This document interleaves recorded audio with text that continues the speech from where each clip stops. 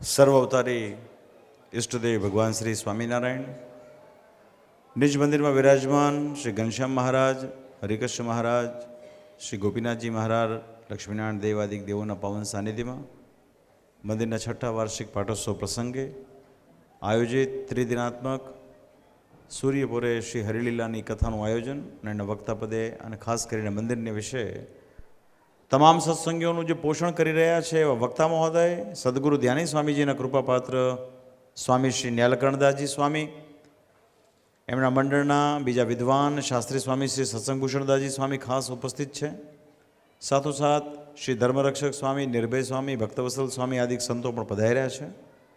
પૂર્વે અહીંયા જે સેવા આપી ચૂક્યા છે એવા શ્રી લક્ષ્મણજીવન સ્વામી આદિ સંતોની પણ ઉપસ્થિતિ છે. ત્યારે ઉપસ્થિત તમામ આદરણીય સૌ સંતો, આ ત્રિદિનાત્મક જે પ્રસંગ ઉજવાઈ ગયો એના યજમાન પદે ખૂબ સારો લાભ લીધો છે એવા શ્રી બાબુભાઈ જોગાણી પરિવાર, તેમજ શ્રી અરવિંદભાઈ શિલ્પી હોય, સુરેશ મણીલાલ ઠક્કર હોય, લવજીભાઈ દૈયા હોય, કે પછી ઠક્કર પરિવારના ભરતભાઈ, ઘનશ્યામભાઈ આદિક સર્વે પરિવારજનો હોય, મંદિરની સ્થાનિક કમિટીના ટ્રસ્ટીઓ બધા હસમુખભાઈ વગેરે ઉપસ્થિત છે. અમારા ધનજીભાઈ ખાસ પધાર્યા છે, રાકેશભાઈ છે, યશવંતભાઈ સોની આવ્યા છે.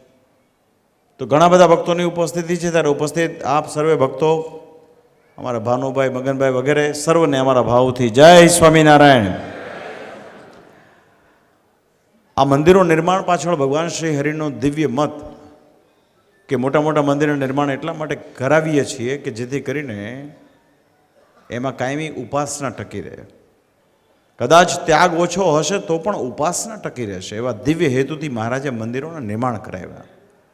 આપણા બધા માટે આનંદની વાત એ છે કે 200 વર્ષની એક દિવ્ય પરંપરામાં આજે પણ આપણા જે મંદિરો નિર્માણ થાય છે, વડતાલ લક્ષ્મીનારાયણ દેવ ગાદીના કહેતા મૂળ સંપ્રદાયના, એ મંદિરોમાં આજે પણ પરમેશ્વરના સ્વરૂપો વિરાજમાન હોય છે. એ મૂળ વાસ્તવિક સત્સંગની તાકાત છે. ભજી ભજીને ભગવાનને ભજવાની વાત છે. તો મોટા સંતો એ પ્રમાણે કાયમ કરતા. આજે સવારે જ્યારે ભગવાન સ્વામિનારાયણ, હરિકૃષ્ણ મહારાજ, ગોપીનાથજી મહારાજની, લક્ષ્મીનારાયણ દેવની મૂર્તિઓનો અભિષેક કર્યો ત્યારે એના કારણે અંતરમાં એવો આનંદ થયો કે ભગવાન આ મૂર્તિમાં સાક્ષાત રહ્યા થકા આપણા સૌ પર આશીર્વાદ વરસાવતા હોય એવો સાક્ષાત અનુભવ આજે અમને આ મંદિરમાં મૂર્તિને વિશે થયો.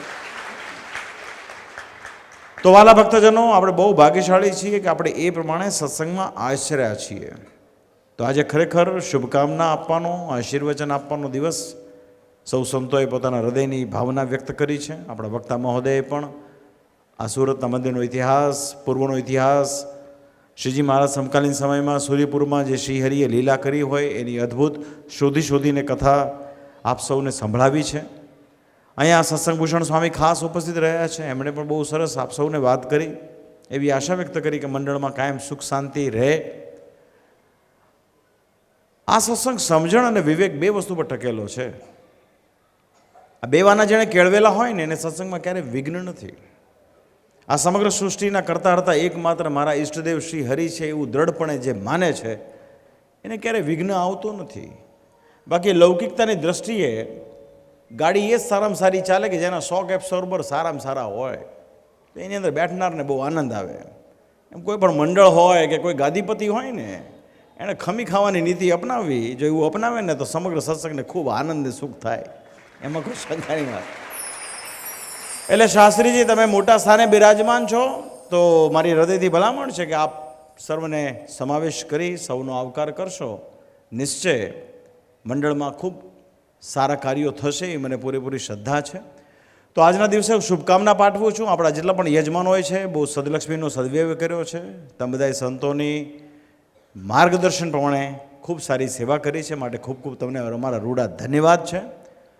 શ્રી હરિના ચરણમાં પ્રાર્થના છે. સુરતના અધિષ્ઠાતા દેવ શ્રી નારાયણ મુનિદેવ, રાધા વિહારી દેવ, આ સત્સંગની સ્થાપના થઈ મહારાજની કૃપાથી, શ્રી નારાયણ મુનિ દેવની કૃપાથી આજે આખો સત્સંગ ભગવાનની કૃપાથી ખૂબ સુખી થયો છે.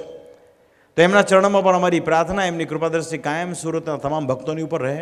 મેં ગઈકાલે પણ કહ્યું હતું કે સૌરાષ્ટ્રવાસી જે ભક્તો છે એ બહુ ખમીરવંતા છે.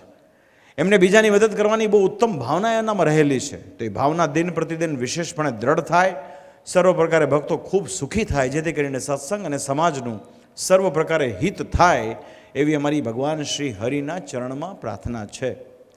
આજે માગસર સુદ બીજનો દિવસ છે. સ્વામીએ કહ્યું તે પ્રમાણે આજનો એક ઇતિહાસ છે. આપણા સત્સંગની ખૂબસૂરતી એ છે કે આપણા સત્સંગના તમામ ચરિત્રોનો એક ઇતિહાસ છે અને ઇતિહાસ ભગવાન સાથે જોડાયેલો છે. શાસ્ત્રમાં એવું કહેવાય કે પ્રગટ ભગવાનના સંબંધને પામેલી જે બાબતો હોય છે એ જ સત્ય હોય છે, બાકી બધું કલ્પિત હોય છે. આપણે એવું કહી શકીએ ગૌરવતા ભેર કે અનંત કોટી બ્રહ્માંડના ધણી પુરુષોત્તમ નારાયણ શ્રી સહજાનંદ સ્વામી મહારાજ જ્યારે અશ્વિની કુમારના આરે રુસ્તમ બાગને વિશે વિરાજમાન હતા ત્યારે એમના એક એકાંતિક ભક્તરાજ અર્ધેસરને શ્રી હરિએ પાઘરપણ કરી તેનો એક ઇતિહાસ છે આપણી પાસે. અને એ કોઈ કલ્પિત વાત નથી, એનું પ્રત્યક્ષ પ્રમાણ છે. આજે પણ એ પાઘ સુરતવાસી ભક્તોને દર્શન આપે છે. તો આપણે એ સંપ્રદાયના આશ્રિતો છીએ, એની કાયમ ગૌરવતા સેવજો. ક્યારેય કોઈ બહુ ઝાકમ જોળમાં લપેટાવવું નહીં. સ્વામિનારાયણ ભગવાનનો સાચો આશ્રિત હોય ને એ શ્રીજી મહારાજના વચનમાં વર્તે. મહારાજ કે વચનમાં જે વર્તે છે ને તે જ શ્રેષ્ઠ છે. જે વચનમાં વર્તે છે ને એનો જ સત્સંગ દ્રઢ રહેતો હોય છે. બાકી તો કેવું છે, જીવનો સ્વભાવ બહુ અવળો છે. આજનું એક વચનામૃત છે મધ્યનું 62મું. મહારાજ કે જીવનો સ્વભાવ કેવો છે ખબર? સંસારમાં હોય ને તો સંસાર છોડીને ત્યાગી થવાના સંકલ્પ કરતો હોય, ત્યાગી થયો હોય તો સંસારના સુખની એષણા રાખતો હોય. તો વાલા ભક્તજનો, આ સત્સંગ ખરેખર બહુ સમજણપૂર્વક, વિવેકથી, વિનયથી સત્સંગમાં કામ કરવાની મૂળ વાત છે. કારણ કે આ જીવનું કાંઈ ઠેકાણું છે નહીં, માટે ભગવાનનું ભજન કરવું એ બહુ ઉત્તમ બાબત છે. તો શ્રીજી મહારાજને આજના વચનામૃતમાં મહારાજે પોતાના બંને ભત્રીજાઓને બોલાવી અને મહારાજે કીધું ચાલો પ્રશ્ન પૂછો. ત્યારે અયોધ્યા પ્રસાદજી મહારાજે પૂછ્યો કે મહારાજ, કોઈ પુરુષ હોય સંસારની આંઠે પર વિટંબણામાં રહેતો હોય, એનાથી કોઈ યોગ્ય અયોગ્ય કર્મ પણ થઈ જતું હોય તો એ તમારું કેટલું ભજન કરે તો એના આખા દિવસમાં કરેલા પાપ એના બળીને ભસ્મ થઈ જાય. ત્યારે શ્રીજી મહારાજે કીધું કે દેહ, ઇન્દ્રિયો અને જીવને એકાગ્ર મને કરીને ભગવાનને વિશે જોડે ને તો અડધી ઘડી કે એક ઘડી હોય ને ભજન, તો પણ એના આખા દિવસમાં કરેલા અયોગ્ય કર્મના પાપ ફળ નાશ પામી જાય. પણ એ મૂળ વાત એ છે એકાગ્ર મને કરીને. તો આમાં કોઈ ગાંડાની જેમ કે ભભાકિયાની જેમ ભજન કરવાની આવશ્યકતા નથી. બહુ શુદ્ધ હૃદયથી, શુદ્ધ મનથી, પરમેશ્વરને હૃદયમાં ધારીને જો આપણે ભગવાનનું ભજન કરશું તો શ્રીજી મહારાજનું વચન છે એક ઘડી પણ જો દેહ, ઇન્દ્રિયો અને જીવને ભગવાનની સાથે જોડી દેશું ને તો કદાચિત આપણાથી કંઈક આડું વર્તાઈ ગયું હશે તો પણ અનંત કોટી બ્રહ્માંડનો ધણી માફ કરીને આપણી પર રાજી થશે. આ વાત છે, આમાં બીજી કોઈ વાત છે નહીં. માટે વાલા ભક્તજનો, એ પ્રમાણે આપ સૌ અનુસરજો. આજના દિવસે અમને બહુ આનંદ થયો છે. શ્રી ધર્મરક્ષક સ્વામી કહ્યું તે પ્રમાણે વાસ્તવમાં અમને આજે સવારે અભિષેક કરતી વખતે અતિશય આનંદ થયો છે.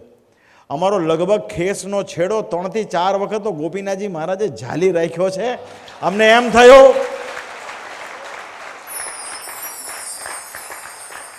કે મહારાજ આપણા ઉપર કેટલા પ્રસન્ન છે.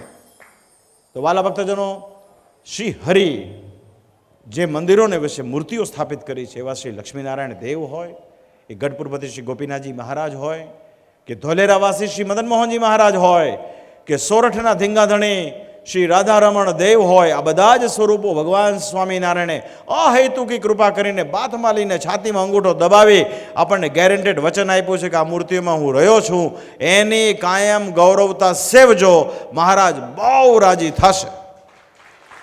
તો એના અર્થે તમામ ઉત્સવ સમયમાં ભાગ લેવો આપણે બધાએ હમણાં પ્રત્યક્ષ જોયું છે. ભગવાન સ્વામિનારાયણે પોતાનું પરમેશ્વરપણું એ વડતાલ લક્ષ્મીનારાયણ દેવ દ્વિશતાબ્દી મહોત્સવમાં આપણને જણાવ્યું. આપણને એમ થયું કે મહારાજ આપણી મધ્યમાં વિરાજમાન થયા થકા ઉત્સવને ઉજવતા હોય ને એવો અનુભવ આપણને બધાને થયો છે. તો વાલા ભક્તો, આપણે સનાથ છીએ, આપણે કોઈ વાતની ખોટ છે નહીં, એનું કાયમ લક્ષ્ય રાખજો, એ મારી છેલ્લી ભલામણ. તો અંતમાં આજે પાટોત્સવના દિવસે જે ભક્તોએ સેવા કરી હોય સૌનું ભગવાન ખૂબ મંગળ કરે. સુરતનો સત્સંગ દિન પ્રતિદિન ખૂબ ચડતી કળાને રહ્યો છે. એનું કારણ કથા વાર્તા છે, સંતોનો યોગ છે, અને યોગ કાયમ રહે એવી મારી ભગવાનને પ્રાર્થના. ભગવાન તમારા સૌનું ખૂબ મંગળ કરો, ખૂબ શ્રેય કરો એવી ભગવાનના ચરણમાં પ્રાર્થના સાથે મારા ભાવથી જય સ્વામિનારાયણ.